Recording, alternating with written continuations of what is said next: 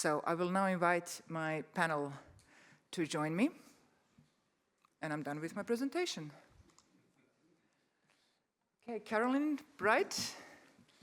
She is a regional ESG advisory lead for Europe, Central Asia, Middle East, and Pakistan. My God, that is a range from the IFC. Maroja Lang, Vice Governor of Croatian National Bank. Anna Shoemaker, Senior Director for ESG Products for Morningstar Sustainalytics, one of the top rating agencies in the world. And last, but not last, Vedat Sujic, Managing Director of Seteor. And then last, but definitely not least, Daniela Vuksanovic, Board Member of Adeco Bank in Podgorica.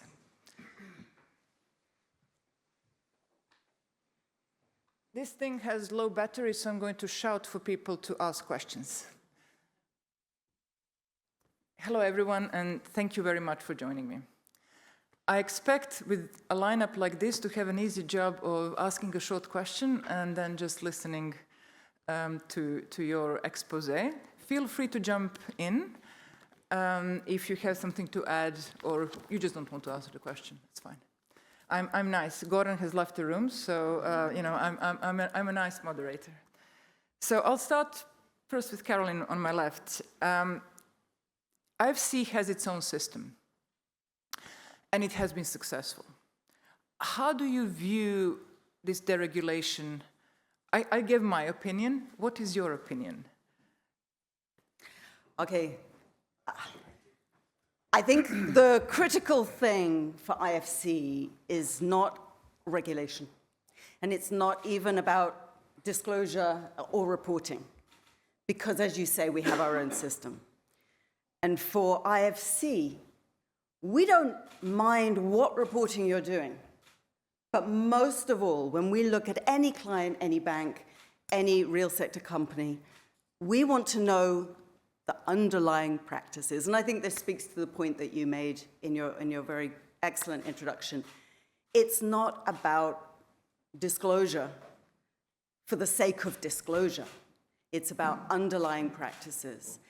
And that's not going to change. As you said, IFC, when we look at you, when we look at a client, we look at what you're really doing, not what you say you're doing. And I can go into a lot more detail, but I'll keep it nice and short. Oh, goodness, we'll have time for questions from the audience. Daniela, can I jump way over for you? How is your bank looking at, so you're on a board member, we talked this morning, there was a Chapter 0 panel, and they're talking about integrating all of these issues on a board agenda. How are you approaching this? How are you looking at all of these massive changes? How are you keeping the steady course in your bank? Okay, thank you. I would first maybe tackle from the perspective of overall governance, and then from this one, which I would fully agree is more important, from the concrete practice. So, as you know, the banks and financial institutions, which are especially under the cover of the EU and the ECB, have a very precise set government and governance rules. And what was actually the first task for the banks within the Adria region is actually to know, to understand, and how to read the very complex regulation around the ESG and how to interpret everything that is standing behind the taxonomy.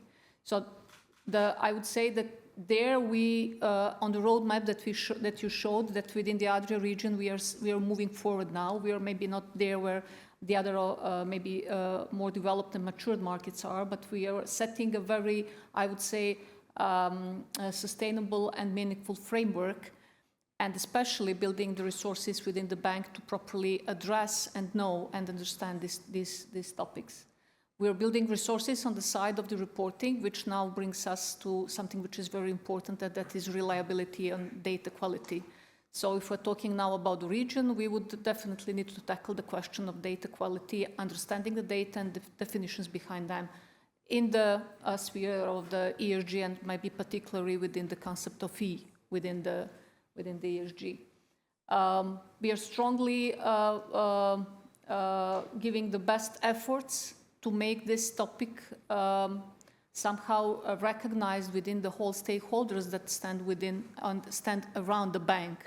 So within the stakeholders, I mean within the employees and within the clients community.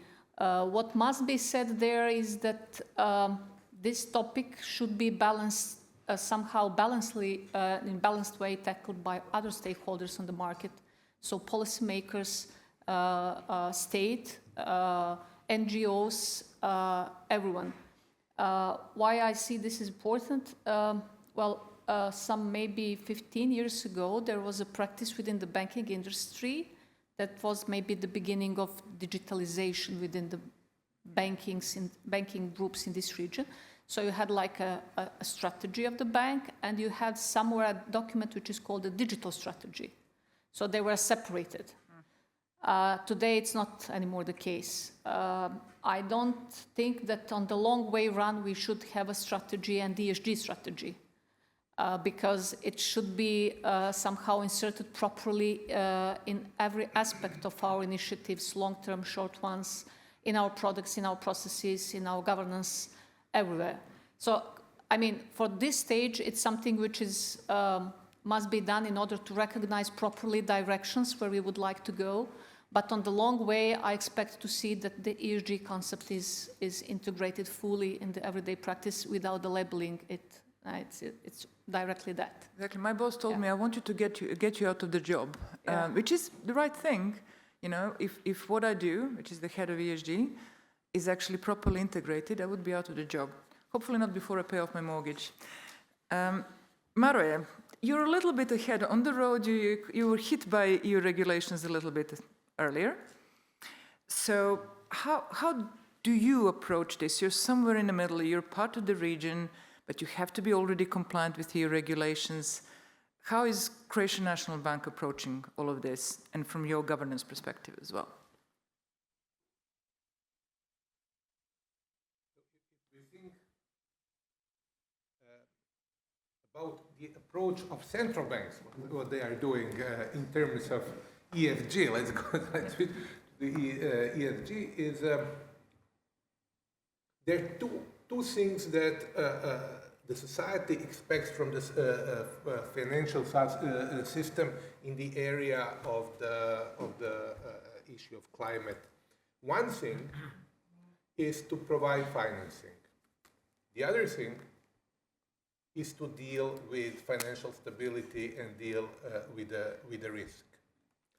When we speak about the data and this kind of deregulation, banks need data to show their customers that they are actually financing green products, and then those of us who want to keep money and support these things can decide based on their portfolios, and they need to show us. This was one big area why CSRD was necessary. This is huge thing.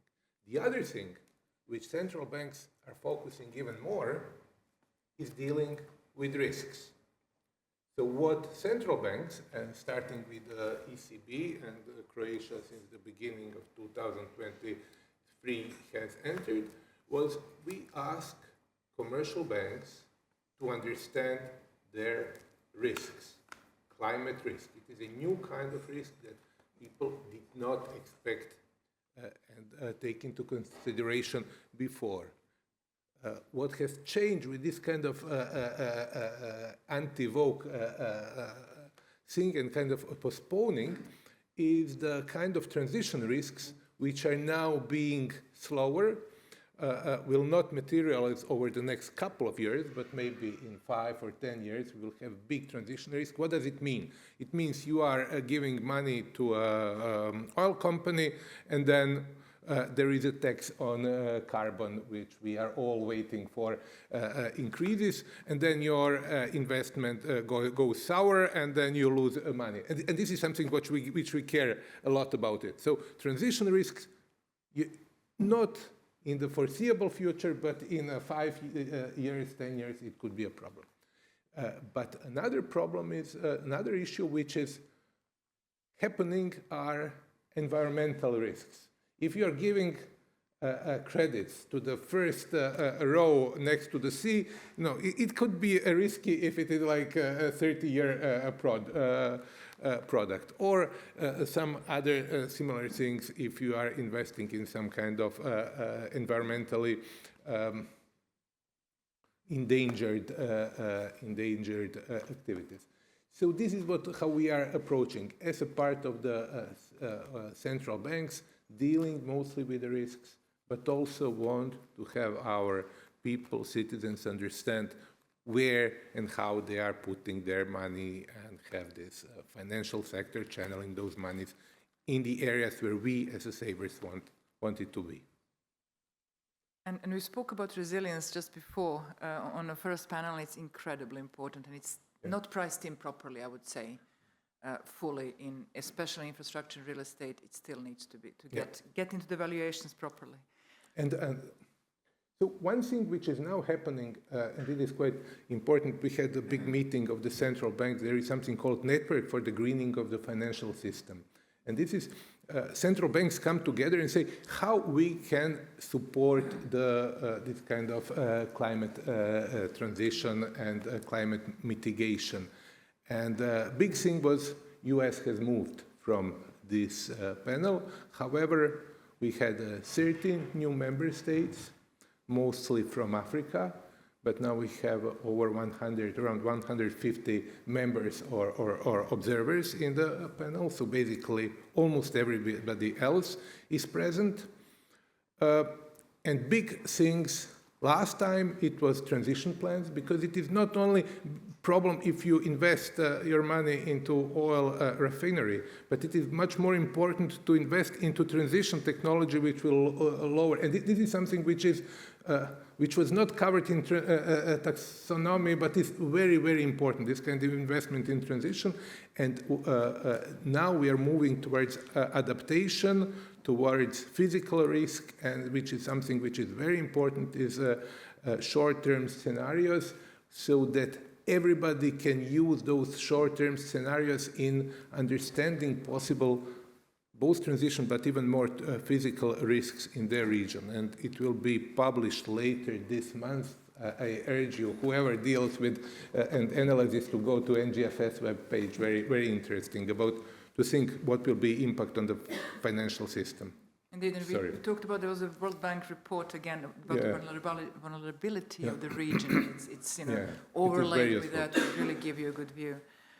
But speaking about schizophrenics in the banks, JP Morgan one day goes out of Net Zero Banking Alliance. Next day they publish a report about man-made climate change. I thought that was quite an interesting juxtaposition of activities. So, and how does ESG ratings company, how do you look at, are you reacting to all of this, and how are you reacting to all of this when you look at how am I rating what is a good company in order for investment, for banks to know to lend to, for investment banks to know to invest to, and how are you seeing all of this chaos, and what's your course? Call it chaos. Yeah, I call it a dynamic environment to be operating in. We're a US-based company, so you can imagine that brings some added pressures as well from that area. Look, I think we, as an ESG ratings provider, we're holding steady course, right? We, at our core, we measure how well companies are exposed to ESG risks, how well they manage them, how well they're prepared, through their management programs, through their policy, strategy, etc. Also by looking at metrics like carbon emissions and others. That's not something that we change. We adapt as necessary. Of course, we look at evolving regulations. That's been a very dynamic process as well, trying to serve our investor clients in particular, with data needs around SFDR, CSRD now, taxonomy, and so on. Where we've, and we still are meaningfully evolving, and the importance of it has already been iterated here a few times, is on climate. So we have a low carbon transition rating, for instance, which again evaluates how ready and prepared companies are to manage what comes towards them in a low carbon economy and the transition towards that. So I think we're holding steady course. For us, it's really important to keep serving what investors need, and I think it's clear, we've heard it a couple of times now, that data need is very, very strong. So we hope to be able to help. So is deregulation then a problem? Because CSRD was meant to make the companies report, so now you might have less data. For smaller companies, bigger ones have to do it anyway, but... We're calling it deregulation. I'm still hopeful it's not deregulation, but simplification. We heard that the member of parliament that's going to be responsible for the omnibus file is actually somewhat moderate and not in favor of deregulation, but in favor of simplification. You said yourself you've spent hours, days, weeks working with CSRD. Yeah. I feel your pain. We've looked at it ourselves as well. They say it's 1,200 data points. It's actually really more like 10,000 data points or so. Yeah. And of course, then depending on what is material for your company. So I haven't spoken to anyone who would disagree with the need for simplification. But I think the investors that we speak with are mostly concerned about the number of companies being taken out of scope. So everybody, or investors at least, were really looking forward to that data coming. We're all fine with less data, but from more companies. So I'm hopeful that maybe they don't cut back too much. And I'm quite positive about the voluntary standard, the VSME, and I think that's also really interesting for this region potentially, because it's much reduced, streamlined, easier, at least provides a baseline, a common baseline from which companies can start reporting and investors then have data from. Indeed, reading the omnibus regulation as proposal, whatever you want to call it, they say those companies that are outside of CSRD regime, you can ask them for VSME information. Yeah. So that seems to be the standard that might be coming out for this region. But what do you think? Is that, you did quite a lot of analysis on what should be the standard, the taxonomy, whatever you want to call it. Is that realistic? It's not a black and white answer, I would say. So, but just maybe just go one step back. So, where do we see one of the barriers, apart of all these lack of data, capacities, and so forth, which has been mentioned on a lot of panels these 2 days? What do we face when consulting with stakeholders with the region? When I say stakeholders, I mean ministries of finance, central banks, securities commission, and so forth. Is a great inertia, so to move things on. So even though there is declarative willingness to do something, so there is, when you go to the essence, to the bottom, you will face a great level of inertia, and there is always a pushback from one institution to another who is responsible for starting to work on the taxonomy, because there is no strict pinpointing on whether it is the job of the central banks, the regulators, or is it the ministries of finance. So there is always a pushback who is responsible for the taxonomy. But when you go for the private sector, I will do it through a storytelling with one of our clients. So it's a Dutch company having their company in Bosnia and Herzegovina. And they approached us to help us with them to establish their reporting system on CSRD. And actually, it's just one person, which is the CEO of this company, who has a great level of willingness, a great level of pushing this agenda, and that's it. So whereas then you face all this level of lack of infrastructure to collect the data, to process the data, obviously also a lack of capacity and so forth. So willingness in private company is essential as a driving force, to gaining the momentum, but you need all these supporting infrastructure in place. So, which is very critical when considering all our circumstances we are living in here in the Western Balkans and the EU taxonomy as it is. So it's not an option for us, to put it simple, to copy-paste the EU taxonomy. So that's why we proposed in the report, which was adopted by RCC, to do it in a phased approach, to have the whitelist in first place. And so once capacities are built and developed in the region, we can move closer to the EU taxonomy. And a whitelist is a very common also approach in the taxonomy realm, I would say. So, and that's what we are doing now, but I can later on touch upon more details. I wanted to go back to you, Karen, because I know, and this is one of great wins, why we organize the summit is to put people together, for them to actually talk, not only to sit in the room, but actually make connections on. And actually, in our first summit, IFC presented your SBFN framework. Yes. And now, actually, the Central Bank of Montenegro is implementing that framework.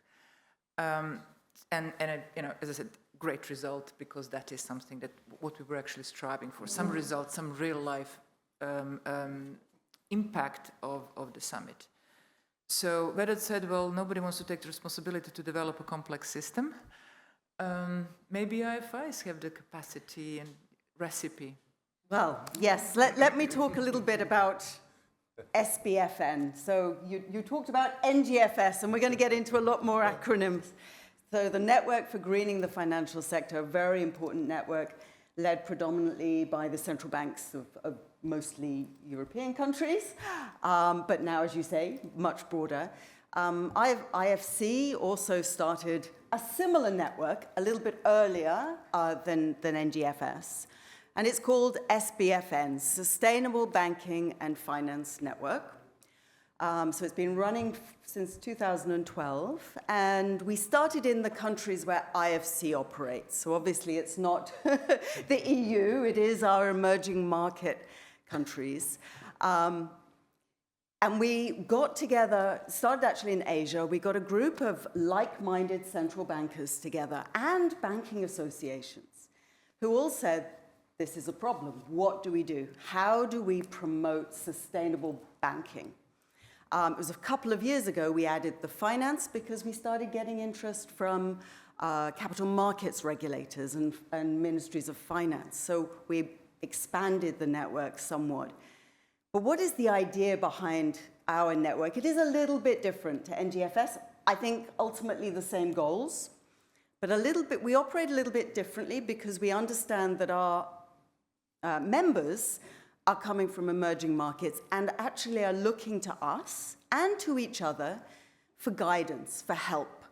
And that's where we try to bring additionality to that network. It's not just a network that is leading, it's actually a network that is learning. It's a learning network. All these emerging markets, whatever you want to call them, economies that have joined. And as you say, it was just last year, I think we met the Central Bank of Montenegro, and she joined, the bank joined. And we actually now, in the last 5 years, I think it's something like 20 new members just in Eastern Europe and Central Asia. So really expanding in this region, but globally as well. And just to finish on how we operate and coming back to how we could potentially help, it's really providing those lessons that we've learned from doing this in many different markets. Sustainable Banking and Finance Network has 3 key pillars. The first is about sustainable finance flows, and this is where taxonomies really play a role. How do you channel funds to sustainable investment opportunities? And it's also about products, right? Green products, renewable energy products, those sustainable finance flows. It's not just about that, though. It's also about climate, as we heard, and it's about climate risk, which is critical.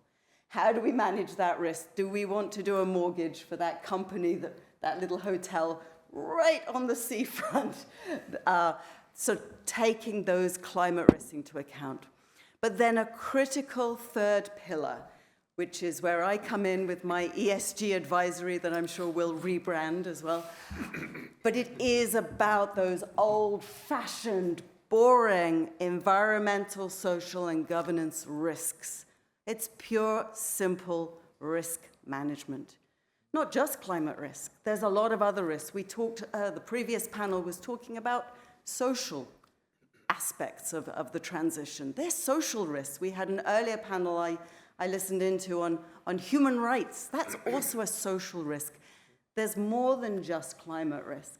We need to be looking at these non-financial risks as well. And one thing to finish off, a key message that I really want to emphasize is you can't have sustainable finance.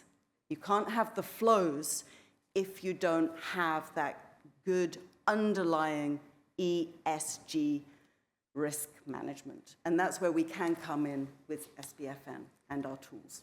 Fundamentals. Fundamentals.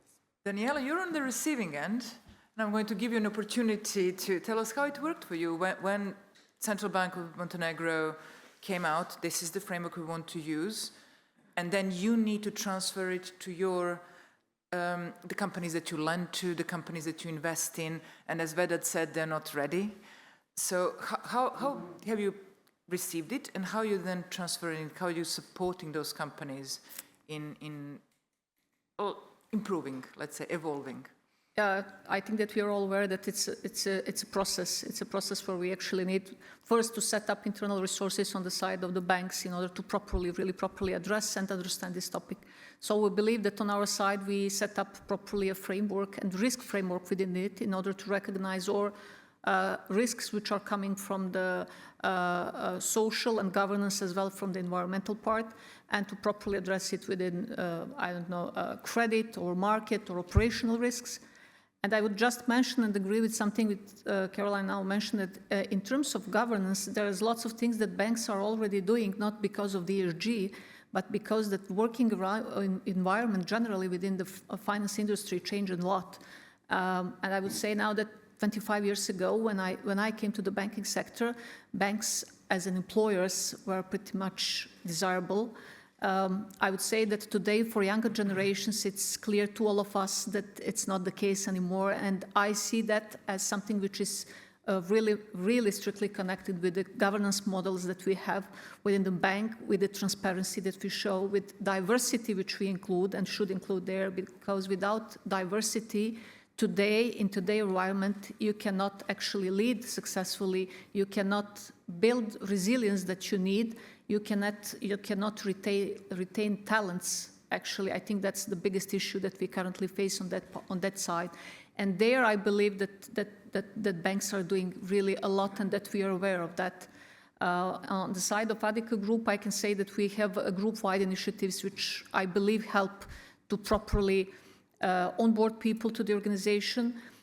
So I'm not talking just about these governance models, to properly onboard, to properly train and educate them, to show transparency, and to give them some kind of long way perspective, I would say, not just moving within regulations and implementing them, but just to give them chance to participate in the implementation of the long-term strategies of the banks.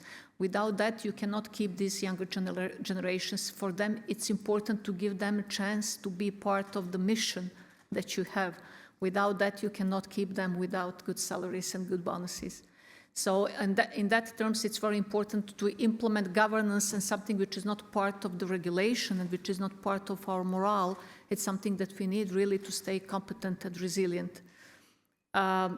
From the perspective, within the perspective of the banks and the clients, I would just maybe here point out one perspective which is interesting from the position of the Adria Group. So we are actually working with two broad groups of clients. One of them are PIs, and the other is actually SMEs, so not large corporate and public.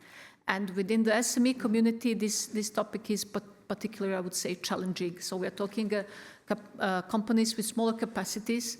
So I strongly believe today that CSRD or Global Reporting Initiative or CSB is not something that they understand, and something that they definitely do not have capacities to build this on their own. So there, for the SME community, I believe that we need really some kind of synergy in giving them tools and best practices, and making some kind of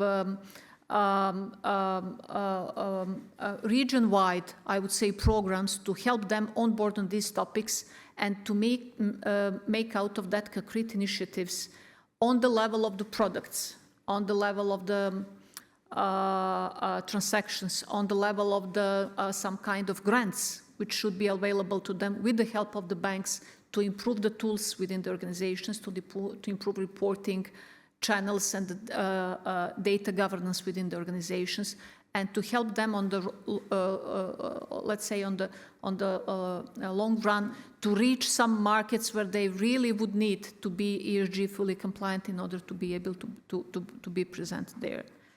So I would say on this topic, maybe for the end now, that lots of things the banks are doing should be looked from the perspective of contextuality.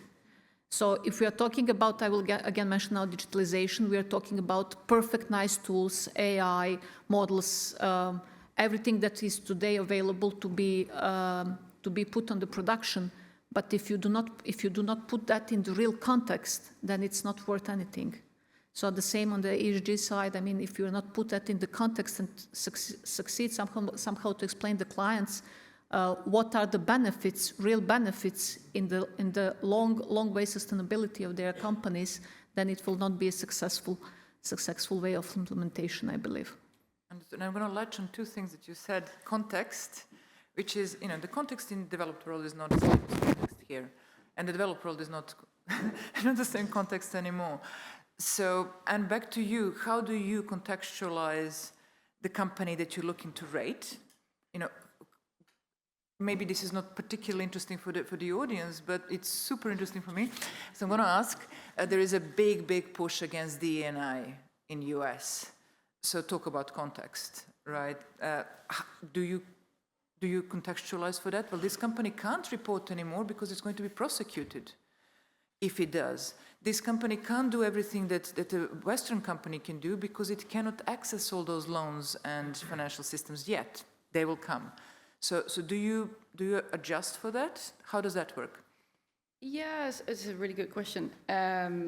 So generally on all topics that we measure, E, S, and G, and those break down into many different indicators per those three pillars, let's say. The main way of contextualization is sector, industry, or sub-industry, really. And yes, also absolutely region, and then really understanding, so what risks are these companies exposed to, whether that is litigation risk, if that's heightened in a certain region versus another, that's absolutely taken into account in that sort of first assessment of risks that they're exposed to. And then how does a company manage those risks, right? DEI is it's an interesting one. We've obviously seen some big names, particularly in the US now, rolling back the programs and policies that they had. Some of that is sort of reframing, right? Slightly repositioning, not necessarily actually changing what they're doing, but some are really changing that, taking out targets entirely. For this particular indicator, I believe we look at around 20,000 companies or so worldwide. And is the rating tanking? No, not necessarily. So 80% of those companies have DEI policies, and it's not necessarily always financially material, not directly. So we're not seeing that the risk ratings are tanking for those companies. Nonetheless, if there is a scandal related to the topic, or conversely, litigation issues, that can have a real business impact. But what would you do? Let's say a company reports on something and it gets sued because it's reporting on something, because it's transparent, because it is trying something. Do you downrate it because of that scandal? Not downgraded, right? But what we ultimately do is what is the financially material risk that this company is exposed to, and if there is a litigation risk, whether or not we feel that is just, if that might have an impact on the bottom line of a company, we will take that into account. Yeah. Double materiality. Double materiality, yeah, but indeed, so that's a really important factor, right? There's different ways of looking at this. If we look at just our risk rating, that looks at that financial materiality component. It doesn't necessarily look at the impact side of things. That's a different set of indicators that you would look at. Mauro, you spoke about how you're integrating all of these factors. Do you look at both things, only how something will impact the financial stability of a company, or the other way around as well? Or is it the same? We are in a more comfortable position as bank supervisors. First of all, central banks at this point focus mostly on risks and mostly consider environmental risks. This is something which ECB is going through. See, we first started with climate risks, but when we soon realized that environmental risk is very, very similar, but still climate risk is something. For example, Croatian National Bank, we have climate strategy. We are talking about climate action, and only slowly and gradually we are incorporating environmental issues. We are still way, way from S and G. So central banks are still not dealing with S and G. So we are not dealing with S and G. Maybe in case if there is a risk for something that you are having something that you could be litigated, if there is some kind of material risk behind S and G, then we would need. This is number one. Number two, we don't really go into individual company or something like that. At this point, ECB has issued these supervisory expectations where we told commercial banks, there are these type of risks, and you should consider those risks and build the system, and now we are slowly starting to assess their models. But we are waiting for the industry to start thinking about it. There has been no supervisory decision or anything that I know, because there has been some risks not well specified. But just asking banks to set up the systems, and they now in European Union or Euro system, they do have systems for assessing environmental risks. And this is how we are approaching. So we are at the very, very end, so we have very comfortable situation just to look what is going on and provide our citizens with a sound and stable financial system. This is a kind of a public good which we provide, and it is very, very important for us. So this is so easy. You easy mentioned task. citizens, and Daniela mentioned transparency. So how are you then explaining, your position? This is sufficient to the population. Do you have a system for that to communicate? Our system is very clear. We have our tasks, and our task is supervision of banks with aim to make them stable. So we do not go for them and ask them to serve special kind of social purposes. This is not something which is for us to do. We are not even moving too much to tell them this is something which you need to report to the public, what is your green rating. But this is something which is coming from another requirement. It is mostly from the government, which then asks for this green asset ratio or something for savers, for investors to know whether they will put it in the bank or not.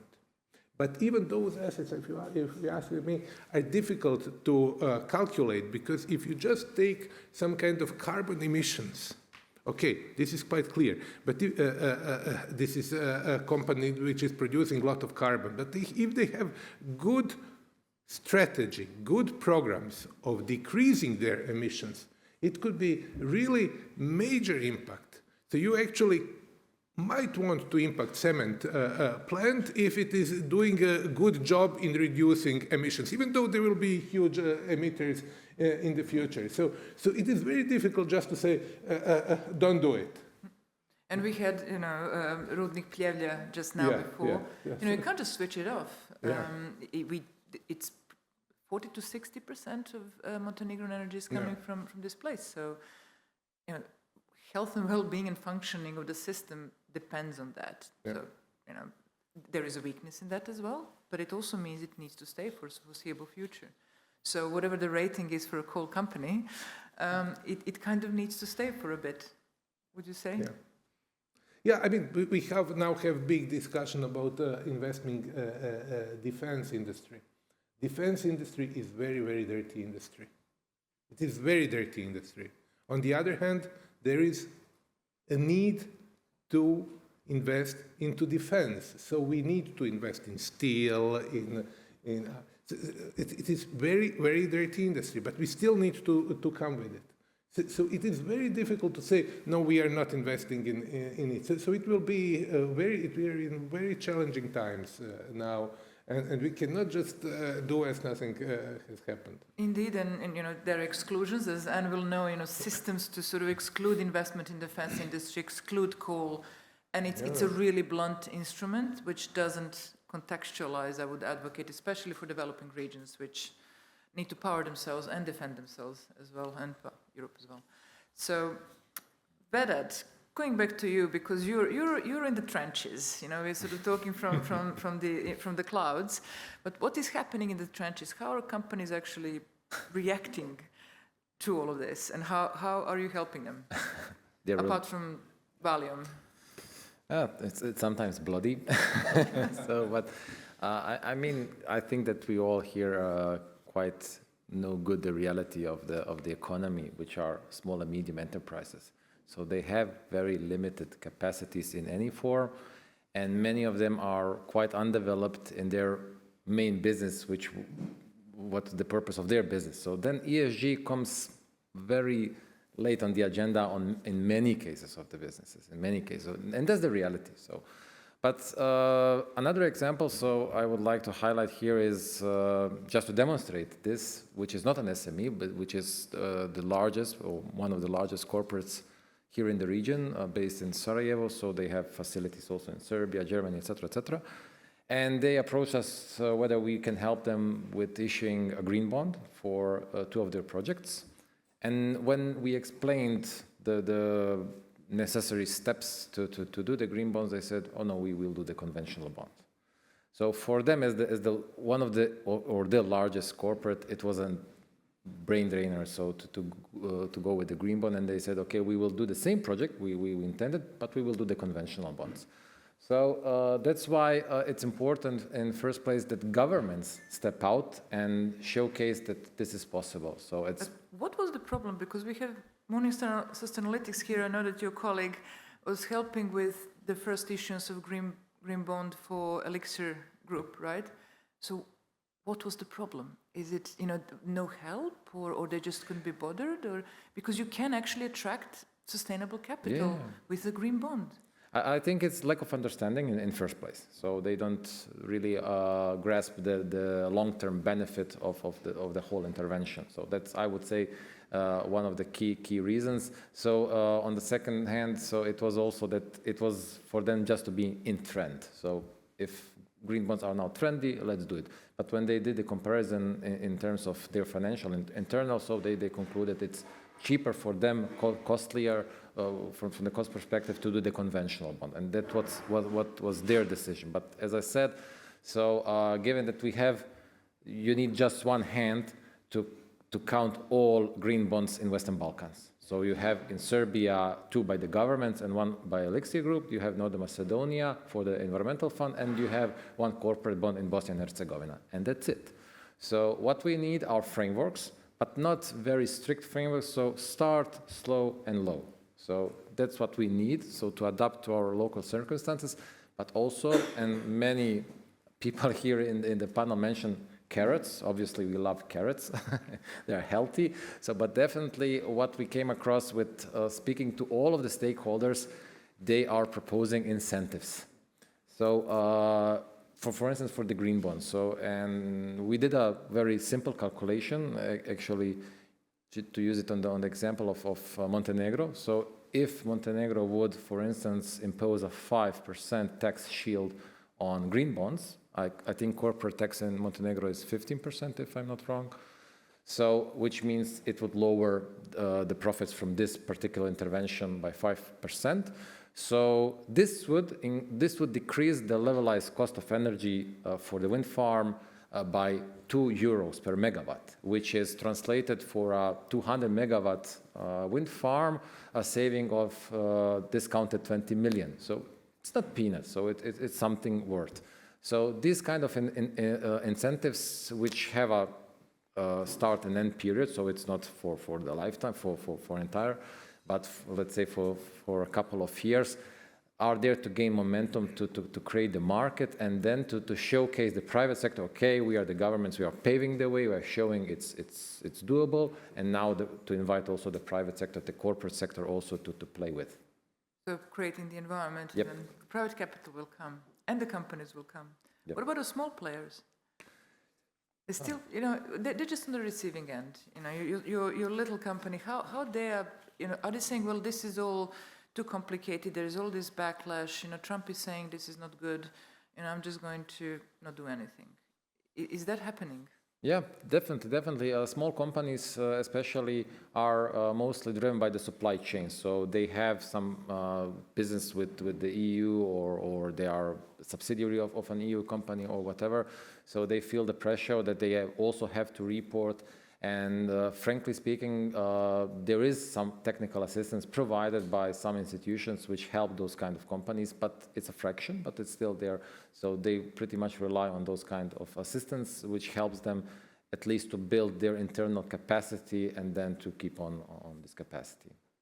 So what about these networks? Can they help? You know, banks, IFIs, do you have tools? Yeah, maybe I can come in. I mean, I think the networks can help with that enabling environment, the regulatory level, that at least the Sustainable Banking and Finance Network that IFC has and NGFS. But it has to go beyond that, right? It has to go beyond the financial sector. Your question is about the SMEs. It's about the real sector, the real businesses that are driving the economy, not just the banks. And absolutely, they're the ones who struggle. They're the ones who may be saying, actually, I can just forget all this because Trump says it's woke, so it's woke. Because they have other priorities. I'm sure everyone in the room knows that SMEs have a lot to think about, not just things about ESG that maybe sound like it's woke and it's do-good stuff. They have a lot of other real problems. So partly they do need to understand that these things are real. They're not just woke. It's not just do-goodery. And there are real implications for any business. I started from corporate governance, and governance was mentioned a couple of times, and I think it's worth just really flagging the importance of the G in the ESG. We'll forget the acronym, but governance is not going to go away. And governance is critical, not just for these big companies, not just for the banks, not just for the ones listed on the capital markets, which we don't have very many in the region. Governance is actually really important, I think, for every business. So a few years ago, we actually came up with a corporate governance framework specifically for SMEs. We called it Growing into Governance, a little, you know, but the idea being that it is a journey. I think that idea has also come up. You know, the Western Balkans is catching up. We're on a journey. We're all on a journey. But it is about gradual improvement. And our SME governance is actually a roadmap for small, medium-sized enterprises who want to grow, because that's what we all want. We want to grow the economy. We want to give opportunities. We want more jobs. We want our SMEs to grow. But as a company grows, it does need to have governance. It might not need 10 directors and 15 committees when it's still a small company, but it still needs a certain level of governance. It still needs those risk management structures and systems. And I think that's something that we should be kind of coming back to. Not just the buzzwords ESG, but actual governance, real frameworks and systems that can help these companies grow. Whether they want to do sustainable finance projects or whether they just want to expand their manufacturing that they've always done. So I do think that's really important. We do have tools. One thing I'm very proud of at IFC is that we do generate tools, thanks to many of the partners and governments that support us, including the Swiss, which I would always flag, who've enabled us to create many tools for our clients and for our clients' clients. So for SMEs. So we have SME governance tools. We have tools on how to put in place sustainability structures for an SME, for a real sector company, for a bank. All these tools are available. We're constantly trying to update them and keep them relevant as the world changes. But I do invite everyone to have a look at our websites and have a look and explore what tools might be relevant depending on what business you're in.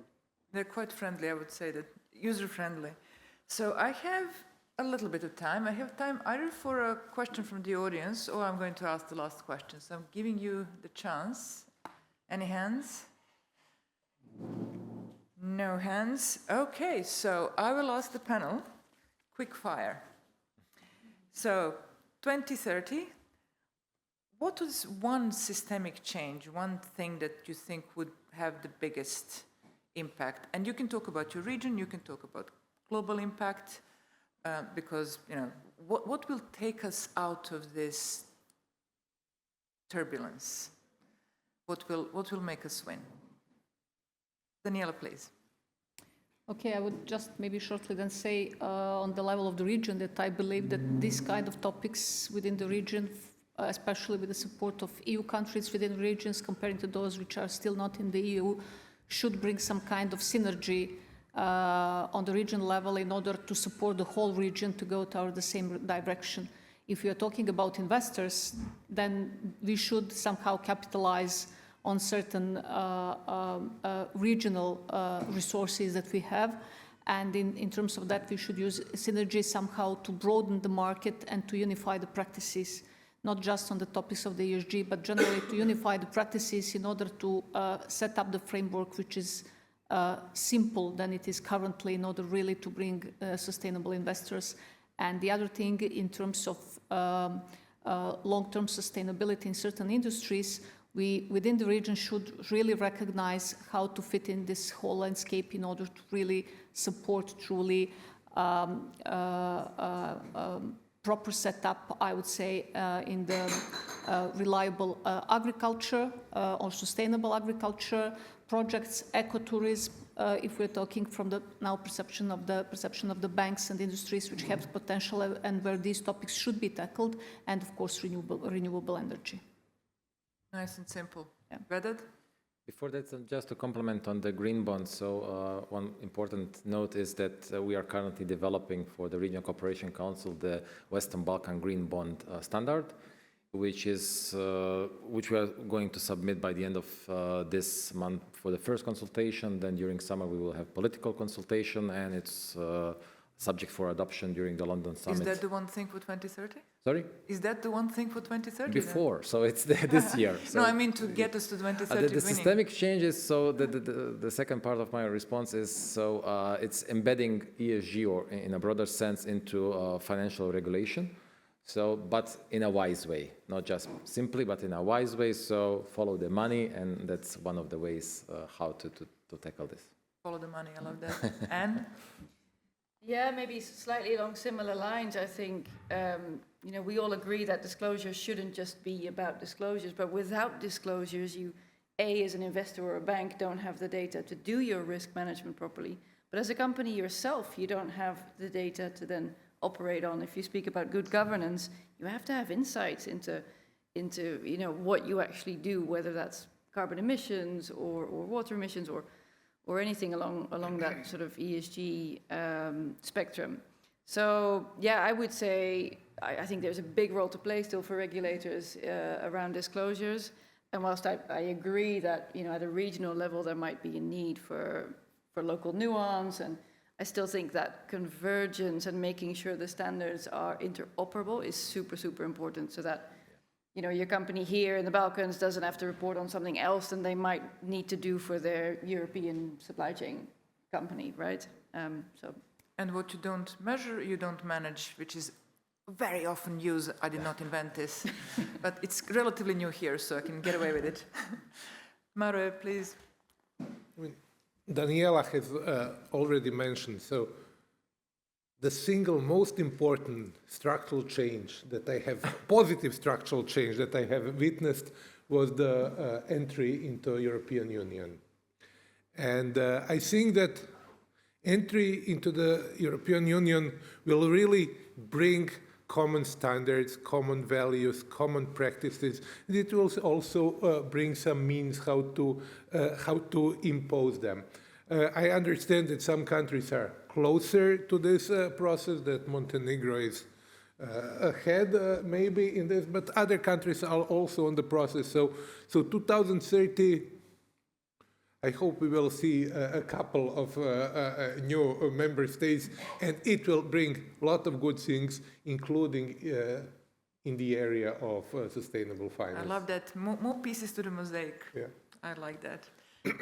Caroline. Okay, very, very quickly without repeating what everyone else said. I mean, it is about paradigm shift. And it's about understanding, it's cultural change, understanding that it's not rocket science, and it's not wokery, and it's not marketing. It is, as everybody has said, about embedding real systems into company practices. That, for me, would really make a difference. When people understand that, they understand it goes beyond this surface, then I think we'll really see a lot of change. And because it's financially material for that company, right? You do it right, you succeed, you do better. And as every good pupil, Ognen, I am right on time. Do I get an ice cream? Good. Please, an applause.